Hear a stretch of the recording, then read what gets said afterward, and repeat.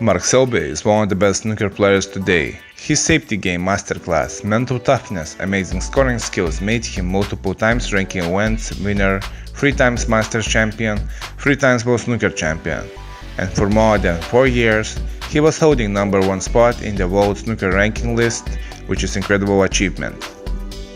In today's Mark Selby's Q-Action Analysis Part 1 video, I will talk about his stance, feathering, backswing and back pause.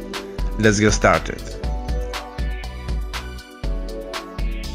Mark Selby is quite a tall man, around 6 foot 2 inches, so his stance is quite wide compared to other more smaller players.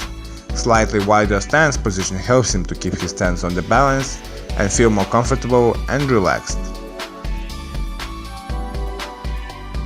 Mark Selby's feathering style is longer, slower and more mechanical to other players. First feather is long, almost as his backswing, and then he does second shorter backswing. For him, this feathering style helps him to have better feel for the shot and prepare him for the shot delivery. Mark Selby likes to play most shots with the long backswing. It helps him to play shots smoother and use less space. For the beginner or intermediate players, I would not recommend to play in such a way all the time, if you don't have a relatively straight cueing, because you can easily miss many shots. For Mark, it works well because he plays since a very young age and he already has nice cueing, so for him, this is a bonus. Mark has quite a long back pause on the last backswing.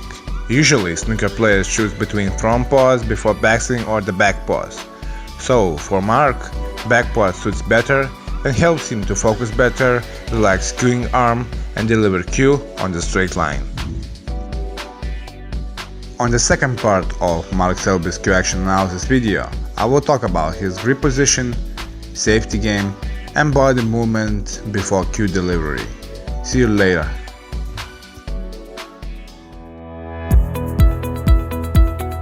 If you enjoyed our video lesson, smash the like button, and if you are new, subscribe to our channel.